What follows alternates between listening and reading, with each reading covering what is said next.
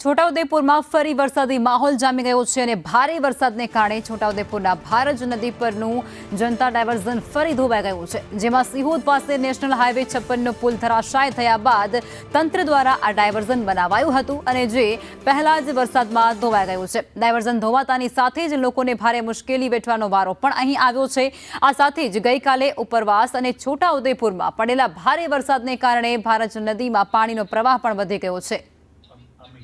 સંવાદદાતા અમિત જોડાઈ ચૂક્યા છે। અમિત, આ જે દ્રશ્યો અત્યારે સામે આવી રહ્યા છે, જે પુલ સરકાર દ્વારા ડાયવર્ઝન આપવામાં આવ્યું હતું, જે પુલને લઈને તેનું ડાયવર્ઝન એક જ વરસાદમાં ધોવાઈ ગયો છે, શું પરિસ્થિતિ?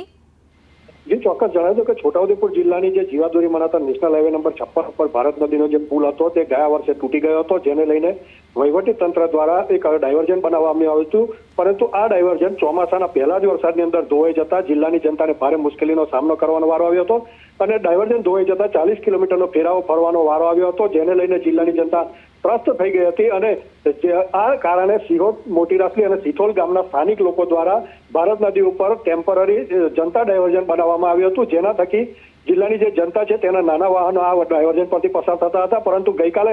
જે વરસાદ પડ્યો અને રાત્રે જે વરસાદ પડ્યો તેને લઈને નદી નાળાઓમાં પૂર આવ્યા હતા અને સુખી ડેમમાં પણ નોંધપાત્ર આ પાણીની આવક નોંધાતા સુખી ડેમનું પણ પાણી છોડવામાં આવ્યું હતું, જેના કારણે જે સ્થાનિક લોકોએ જનતા ડાયવર્ઝન બનાવ્યું હતું તે જનતા ડાયવર્ઝન તૂટી અને ધરાશાયી થઈ જતા લોકો મુશ્કેલીમાં મુકાઈ ગયા છે। જી અમિત, આભાર।